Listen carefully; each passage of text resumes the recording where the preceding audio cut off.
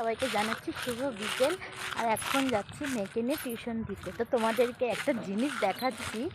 এতদিন আমার মেয়েকে দেখেছো চুল দিয়ে, আজকে দেখো বাবা, দেখো মুখটা।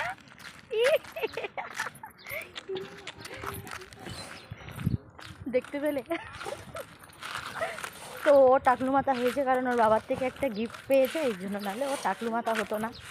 গিফটটা হচ্ছে কি বাবাটা? বোর্ড না,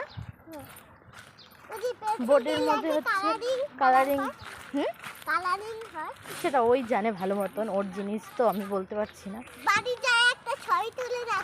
হ্যাঁ, বলছে যে বাড়ি গিয়ে একটা ছবি তুলে দেখাতে। তো ঠিক আছে। আরেকটা বিষয় হচ্ছে, আমার মেয়ের আমি ক্লিপ লাগিয়েছি, তো আমি ওকে বলেছি যে আজকের থেকে তুই যেহেতু টাকলো, তাহলে তোর জিনিসগুলো আজকের থেকে আমার হচ্ছে ক্লিপ গার্ডার। তো বলছে মা যেখান থেকে নিয়েছো ওখানে রেখে দাও কিন্তু।